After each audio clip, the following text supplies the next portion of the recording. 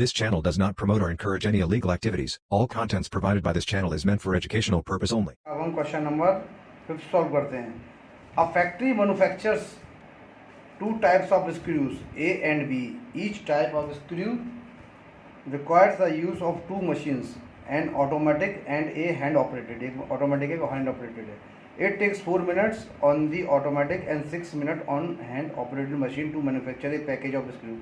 6 minute तो लगते हैं हैंड बैग वाली पर और 4 मिनट लगते हैं ऑटोमेटिक पर. While it takes 6 minutes on automatic and 3 minutes on the hand operated machine to manufacture a package of screw. Each machine is available for at the most 4 hours on any day. The manufacturer can sell a package of screw at a profit of ₹7 and ये जो use होगा ये तो use हो जाएगा हमारा jet के लिए. Assuming that he can sell all the screw he manufacture, how many package of each type should the factory owner produce in a day in order to maximize his profit बढ़ाने के लिए. Determine the maximum profit. आइए अब question number solve करते हैं इसका. तो वही तरीका जैसे पहले करते आए. अब इसमें हम क्या लिखते हैं?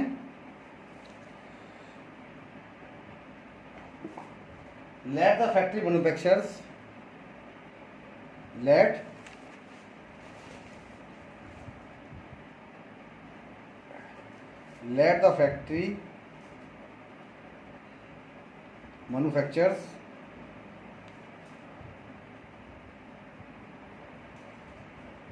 X screws, X मान लेते हैं,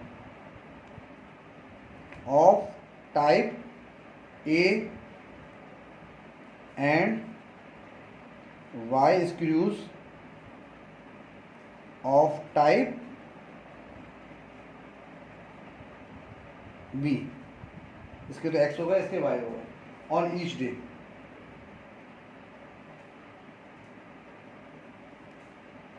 Therefore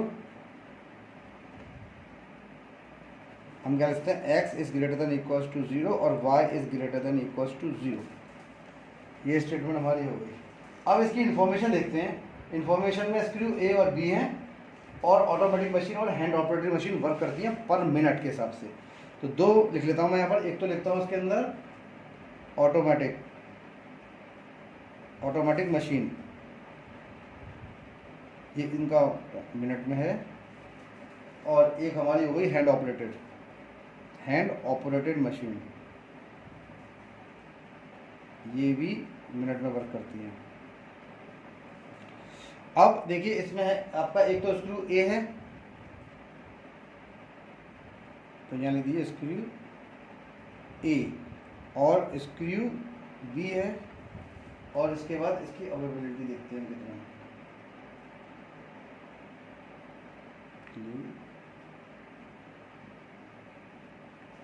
तो देखिए स्क्रू ए कितना था इस फैक्ट्री का, ऑटोमेटिक मशीन में कितना था हमारा 4 मिनट्स वर्क करके, और हमारा 4 minutes on the automatic and 6 minute on the hand operated. तो 4 तो ये हो गया हमारा,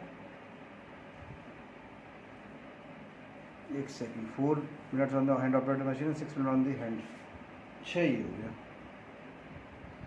अब स्क्रूज की बात करते हैं. तो 6 मिनट ऑन दी ऑटोमेटिक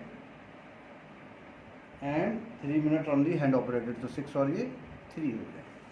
अब बात इसकी अवेलेबिलिटी की होती है. तो देखिए इसमें कैसे निकाला जाएगा अवेलेबिलिटी के लिए. अब यहाँ देखिए,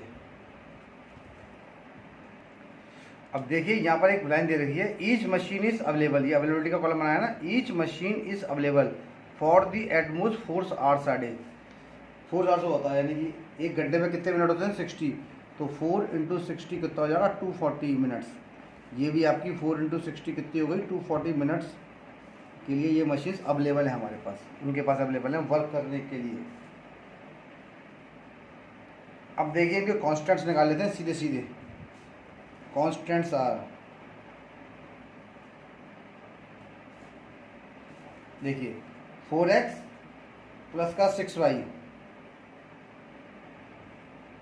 is less than equal to 240. Equation number 1. Second number का कांस्टेंट कौन सा हो गया? 6x प्लस का 3y is less than equal to 240. Equation number second. दो इक्वेशन आपकी ये निकल के आ गए, हमने दो इक्वेशन निकाल ली इसके अंदर। अब आइए अब प्रॉफिट की बात करते हैं। तो जेड की जो प्रॉफिट जो होगा वो होगा जेड, वो कितना होगा, at a profit of 7 rupees the manufacturer can sell a package of screw a at a profit of 7 and screw B at a profit of 10। तो ये कितना हो जाएगा, सीधा सीधा एक्स स्क्रू टाइप ए के थे ना, तो 7x प्लस का 10y, ये हमारी z की वैल्यू होगी। ये हर क्वेश्चन में हम z की वैल्यू तो निकालते ही हैं क्योंकि इसी से लास्ट में चेक होता है। अब एक कंडीशन तो आपकी ये हो गई, और एक इक्वेशन इसको देख लीजिए, ये तो हर बार लिखते हैं हम, x minus x y is greater than equal to 0, equation number 3। कोई इसका यूज़ नहीं है, लेकिन मेन चीज़ तो ये है आपकी। अब अगला वाला वही, लेट अस एज्यूम दैट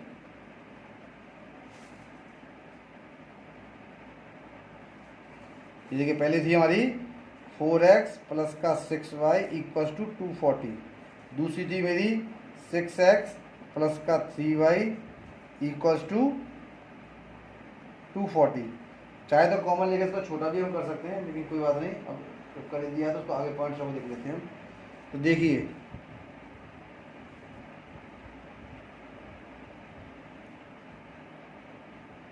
जब x की वैल्यू 0 होगी तो 240 को डिवाइड किया 6.24, तो y की वैल्यू होगी 40। जब y की वैल्यू हमारी यहाँ पर सॉरी गलत बना दी, इस जरूरत नहीं है, जब y की वैल्यू हमने y की वैल्यू लगा दी इसके अंदर 0, तो x की वैल्यू मेरी कितनी निकल के आएगी, 60 आएगी। ये x की y की वैल्यू 0 लगा दी तो x की वैल्यू कितनी आएगी मेरी निकल के 60, गलती से लाइन बना दी मैंने, 0 और 60 हो गया ये आपका। इसी प्रकार से ये बॉक्स बना देते हैं, ये रहा बॉक्स।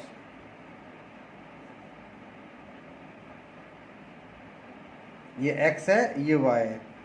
जब x की वैल्यू 0 लगाई तो y की वैल्यू कितनी होगी, ये देखिए इसको डिवाइड कर दिया, x की 0 लगाई है तो 3 8 24, तो इसकी होगी y की 80, और y की 0 लगाई तो x की कितनी होगी 40। तो आपके पॉइंट कौन से हो गए, एक तो हो गया 0 40, एक हो गया 60 0, और एक हो गया हमारा 0 80, और एक हमारा हो गया 0 40 0। ये सारे पॉइंट्स हमारे पास यहाँ पर आ गए हैं इसके निकल के। अब हम इसका ग्राफ प्लॉट कर लेते हैं जल्दी से।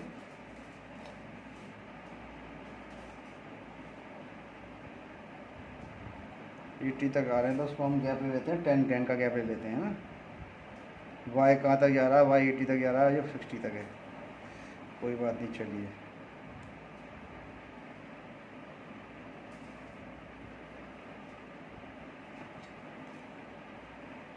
जीरो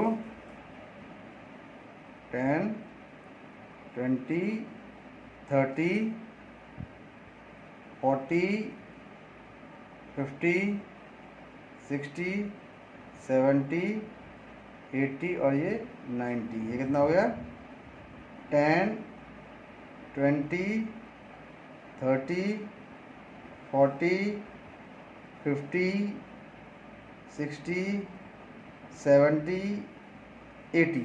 अब पॉइंट्स देखिए इसके, x की वैल्यू यहाँ पर आएगा माइनस का 10, और ये हो जाएगा माइनस का 20, माइनस का 10 और माइनस का 20।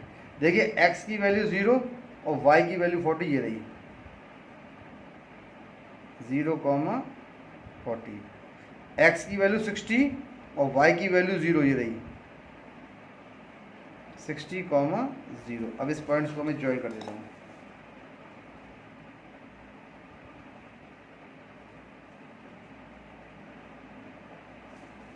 अगला पॉइंट, x की वैल्यू 0 और y की वैल्यू 80, तो 0, 80। x की वैल्यू 40 और y की वैल्यू 0, तो ये रही 40, 0। इसको यहाँ से ज्वाइन कर दिया।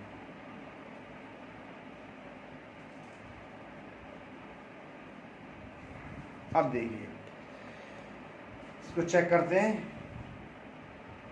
ये कहाँ पर बनेगा, इसका सेट कहाँ पर होगा। पुट x इक्वल्स टू 0 और y इक्वल्स टू 0। कौन कौन सी इक्वेशन थी हमारे पास, एक तो थी फिर 4x प्लस का 6y is less than equal to 240। Second थी 6x प्लस का 3y is less than equal to 240।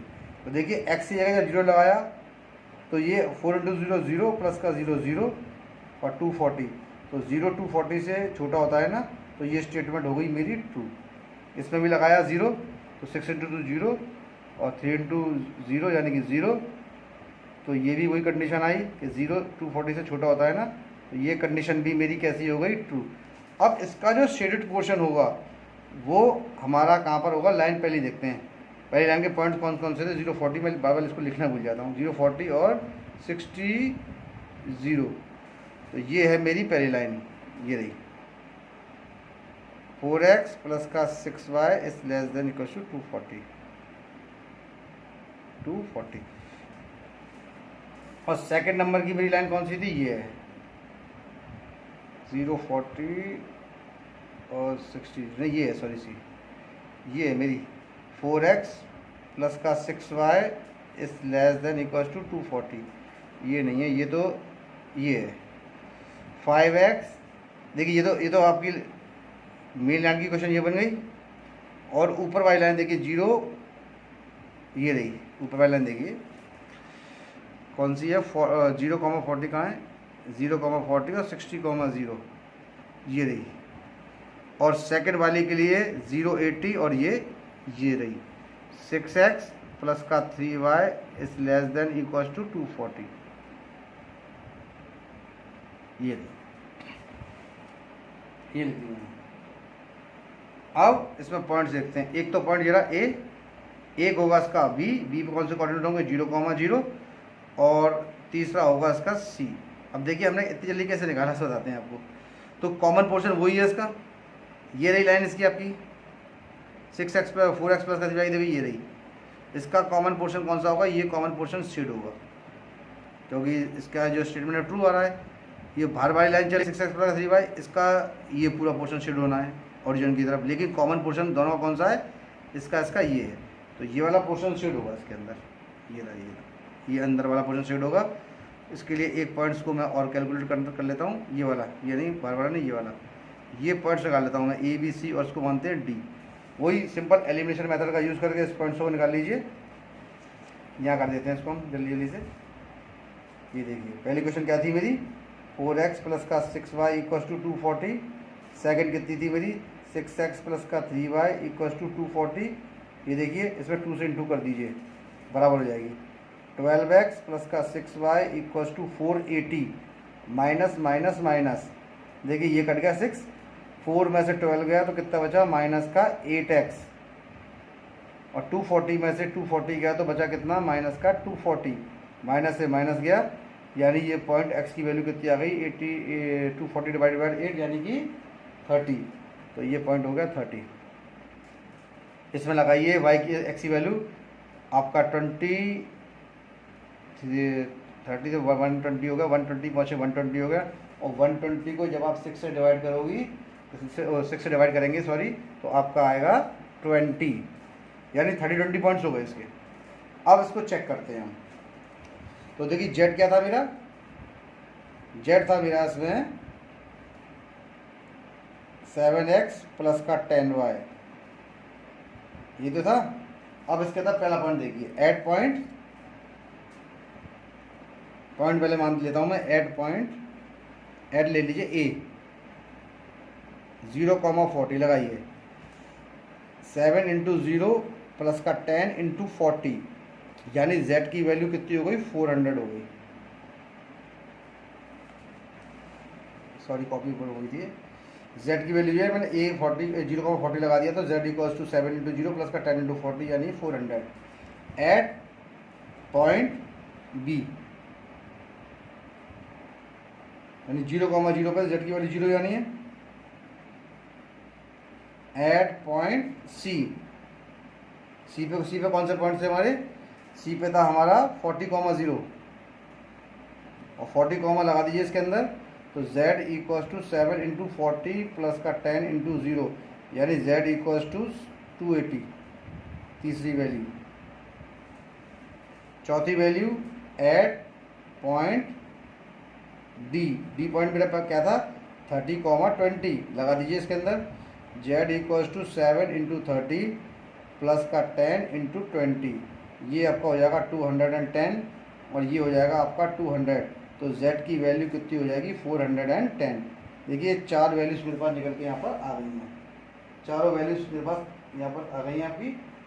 अब इस क्वेश्चन को देखिए पॉइंट्स कौन कौन से क्या हैं। तो देखिए इसमें जो वैल्यूज थी 0.40 को मतलब देखो सारी वैल्यूज आ गई हैं। 400 भी है इसके अंदर, 0 भी है, 280 भी है और 410 भी है। तो यहाँ पर मैक्सिमम वैल्यू हम देख रहे हैं, जो आपकी मैक्सिमम वैल्यू आ रही है वो आ रही है 410 और किस पॉइंट पर आ रही है 30-20 पर। 30-20 पर ही वैल्यू निकल के आ रही है ना ये। तो आपकी जो मैक्सिमम वैल्यू जो हुई वो कौन सी हो गई, ये हो गई 410। किस पॉइंट पे हो गई ये, आंसर लिखिए इसका फटाफट। The maximum value of z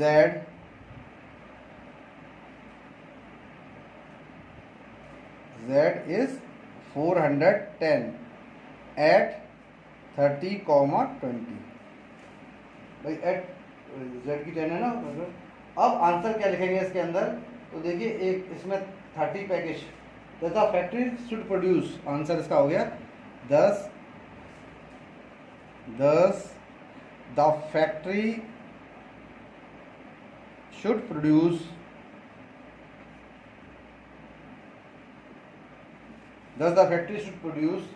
30 packages of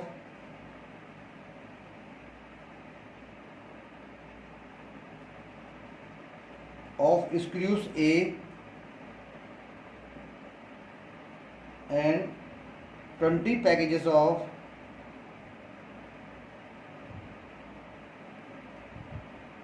screws B to get the maximum profit. To get the maximum profit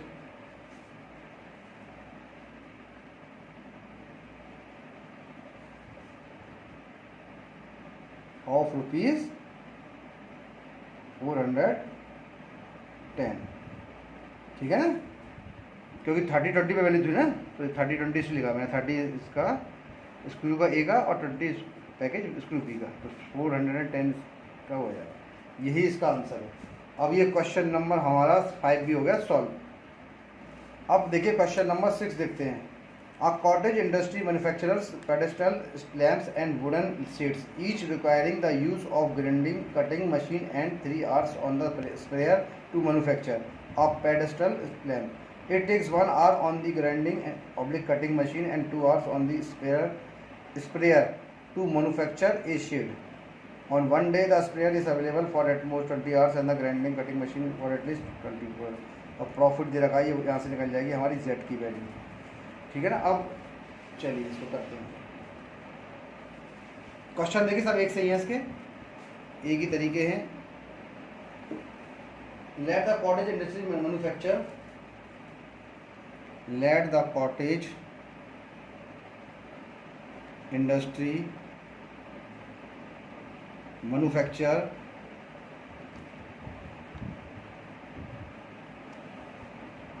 x pedestal है ना, X pedestal lamps and Y wooden sheets.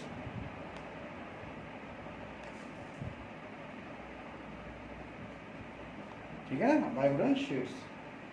Therefore इधर हर क्वेश्चन में लिखते हैं हम, therefore x is greater than equals to 0, y is greater than equals to 0। अब इसकी information देख लेते हैं फटाफट, क्योंकि क्वेश्चन में टाइम लगता है इसलिए देखते हैं। देखिए एक तो ग्राइंडिंग और कटिंग मशीन है, आवर्स में वर्क कर रही है, तो यहाँ लिखिए ग्राइंडिंग ऑब्लिक कटिंग, ये आवर्स में है। दूसरी थी हमारी स्प्रेयर, ये भी आवर्स में वर्क कर रही है। और इसके अंदर क्या क्या थे, एक तो था लैम्प, लैम्प्स था एक तो है ना, दूसरा क्या था, शीट्स। देखिए लैंप कितने थे यहाँ पर, वो आवर से कितना वर्क कर रही थी, कम है ये 3 hours on the sprayer to manufacture a pedestal lamp you cut the use of grinding and cutting machine and 3 hours on the sprayer to manufacture a pedestal. It takes 1 hour on the grinding cutting machine and 2 hours on the sprayer. तो 1 और 2, ठीक है। on the sprayer is available for 20 days। अब ठीक है, इसकी value देखते हैं। तो देखिए सबसे पहले यहाँ पर क्वेश्चन में ये दे रखा है तुम्हारा, आप ये देखिए क्वेश्चन में क्या दे रखा है, लैंप थे, लैंप 2 hours और शेड 1 hour। इसकी अवेलेबिलिटी कितनी है, तो आपकी 12 hours।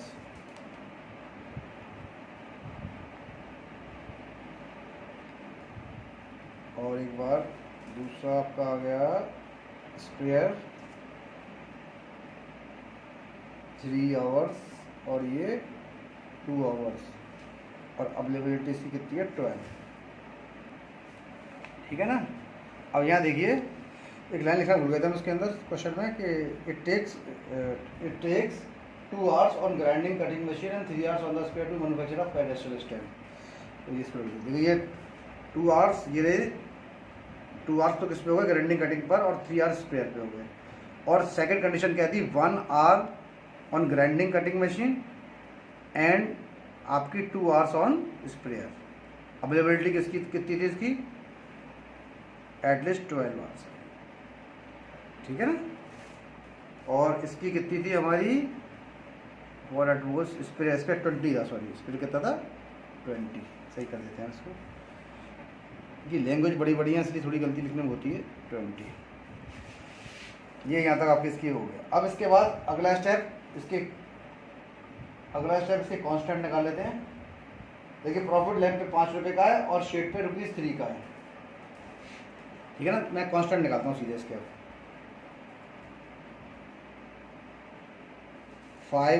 2x प्लस का 3y, 2x प्लस का y, 2x प्लस का सॉरी y, 2x प्लस का y is less than equals to 12, equation number 1। Second 3x plus का 2y is less than 20, equation number 2। और x, y is less than greater than 0, equation number 3। और देखिए z की value मेरे पास कितनी आ गई, profit कितना है इसका, लैंप पे तो 5 रुपये का है और शेड पर 3 रुपये का है, तो z की वैल्यू कितनी आ जाएगी मेरी 5x प्लस का 3y। अब ये सारी वैल्यूज मेरे पास आ गई। अब जल्दी से मैं इस क्वेश्चन को कर देता हूँ solve. Let us assume that 2x plus का y इक्वल्स टू 12 और 3x प्लस का 2y इक्वल्स टू 20। ये देखिए बॉक्स बनाइए इसमें जल्दी से। जब x की वैल्यू 0 है तो y की वैल्यू कितनी है 12, जब y की वैल्यू 0 है तो x की वैल्यू कितनी हो गई 6। सेकंड बॉक्स का बनाइए, ये x और ये y। जब x की वैल्यू 0 है तो y की वैल्यू कितनी हो गई 10, जब y की वैल्यू 0 है तो x की वैल्यू कितनी हो जाएगी मेरी, ये हो जाएगी 20/3। ये 20/3 आएगी इसकी निकल की वैल्यू 20/3। और 20/3 का मतलब आपका हो गया लगभग 20 डिवाइडेड बाई 3, 3 6 18 20, 6.6 के समथिंग हो जाएगी ये 6.6। ठीक है, इसका ग्राफ प्लॉट करते हैं जल्दी से हम। ये कहाँ तक x की मैक्सिमम कहाँ तक आ रही है 6 तक, उसकी आ रही है y की 12 तक। कोई बात नहीं, चलो इसको ऊपर तक ले लेते हैं ये, और इसको 6 तक दिखा देते हैं इसकी।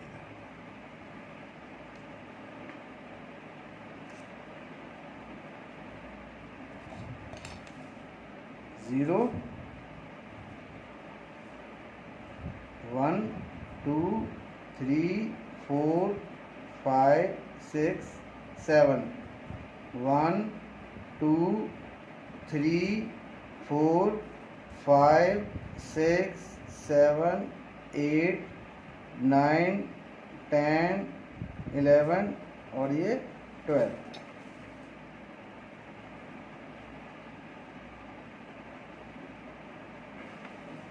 पॉइंट्स प्लॉट करता हूँ, ये -1 और ये -2। अब देखिए x की वैल्यू कितनी है 0 और y की वैल्यू 12 कहाँ गई, ये रही 0,12। x की वैल्यू 6 और y की वैल्यू 0, ये रही 6,0। फटाफट ज्वाइन करता हूँ मैं इसको, कोई क्वेश्चन करने में समय लग जाता है ज़्यादा।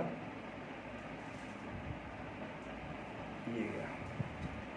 अब इसका नेक्स्ट x की वैल्यू हमारी कितनी है 0 और y की कितनी है 10, तो ये रही 0,10। x की कितनी है 6.6, यानी कि लगभग कहाँ पर आएगी, ये रही, ये हो जाएगी 6.6 और ये 0, 6.6 और ये 0, और ये रहा एक पॉइंट, इसको मैं ऐसे करके यहाँ से ज्वाइन कर देता हूँ, ये रहा। अब देखिए ये पोर्शन इसका यहाँ पर कॉमन है। अब देखिए चेक करते हैं इसको फटाफट। पुट x = 0 और y = 0। देखिए पहली क्वेश्चन में 2x प्लस का y is less than equals to 12, 0 plus का 0 इज लेस देन 12, यानी 0 12 से छोटा होता है, तो ये हो गई ट्रू। सेकेंड वाली चेक करता हूँ यहाँ से,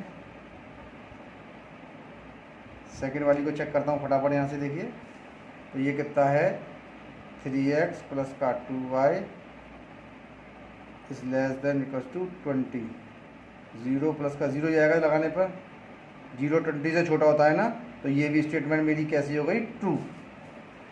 अब देखिए पहले जो लाइन की क्वेश्चन थी, एक तो 0,12 कहाँ था, ये रहा 12, ये गई लाइन, ये गई, तो ये वाली जो लाइन थी ये तो थी 2x प्लस का y इक्वल्स टू 12, और नीचे वाली लाइन जो थी ये वाली, ये किसकी थी 3x प्लस का 2y इज लेस देन 20, और ये था 2x प्लस का y इज लेस देन 12।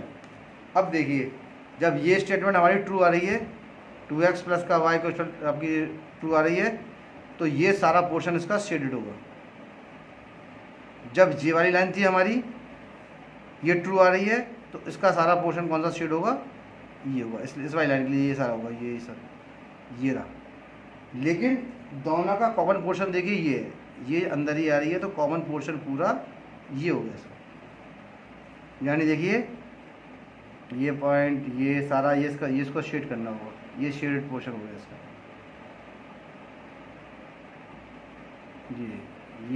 ये अब इसके पॉइंट्स निकाल लेते हैं हम। ये हो गया मेरा A, ये हो गया B, B का कोऑर्डिनेट होगा 0,0, और आपका देखिए ये रहा C कौन सा हो गया 6,0। इसका पॉइंट C वाला कौन सा हो गया 6,0 मान दे रहा। इसको मान लेते हैं C पॉइंट, और ये इसको मान लेते हैं D। फटाफट मैं एलिमिनेशन मेथड लगा के इसको सॉल्व कर लेता हूँ उधर। देखिए वही 2x प्लस का y equals to 12, 3x plus का 2y इक्वल्स टू 20, सॉरी, इसको मैं 2 से इंटू करता हूँ, तो ये बन जाएगा 4x प्लस का 2y इक्वल्स टू 24। माइनस करता हूँ मैं इसमें से इसको, माइनस 4x प्लस का 2y और 24, ये कट गया, 3x 4x माइनस का x हो गया, और 24 माइनस का 20 माइनस का 24 होता है माइनस का 4, यानी x की वैल्यू मेरी कितनी निकल के आ गई 4 आ गई। इसको सब्स्टिट्यूट करता हूँ, 4 2 8, और 12 में से 8 गया तो बचा 4, यानी b की वैल्यू भी कितनी हो गई, यानी y की वैल्यू भी कितनी हो गई 4, 4,4 हो गया। अब इसकी वैल्यूज़ को हम z पे लगाते हैं। z कितना था मेरा 5x प्लस का 3y एट ए पॉइंट का क्या था मेरा 0,10, ये दी लगा दिया। z equals to 5 into 0 plus का 3 इंटू 10, z की वैल्यू कितनी हो गई 30 हो गई। एट 0,0 0,0 लगाएंगे तो z की वैल्यू कितनी होगी 0 होगी। एट ये रहा पॉइंट कौन सा 6,0 लगाते हैं तो देखिए z कितना हो जाएगा 5 इंटू 6 प्लस का 3 इंटू 0 यानी z की वैल्यू कितनी हो जाएगी 30। At 4,4 z equals to 5 into 4 plus 3 into 4 यानी कि 20 प्लस का 12 z की वैल्यू कितनी हो गई हमारी 32 हो गई। अब क्वेश्चन को देखिए, क्वेश्चन में क्या कह रहा है। क्वेश्चन के अंदर जो मैक्सिमम वैल्यू है वो आपकी आ रही है। देखिए वैल्यू तो आ रही है इसमें, एक तो आ रही है आपकी 30, 0, 30 और 32 मैक्सिमम वैल्यू आ रही है। ठीक है ना, तो हम क्या लिखेंगे maximum value of z is 32 at 4,4 यानी 0.4,4 पर इसकी वैल्यू मेरी कितनी आ रही है 32 आ रही है। इसका तो 4 का हो गया है ना। तो आंसर क्या लिखेंगे इसको, इसी को लिख के बताते हैं आंसर। आंसर क्या है, the manufacturer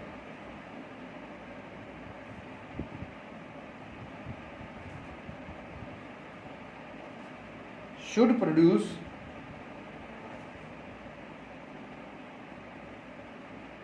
4 pedestal lamps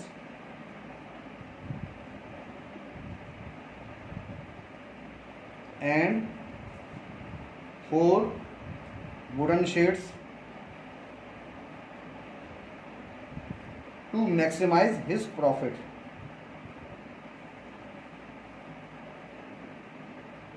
Maximize his profits.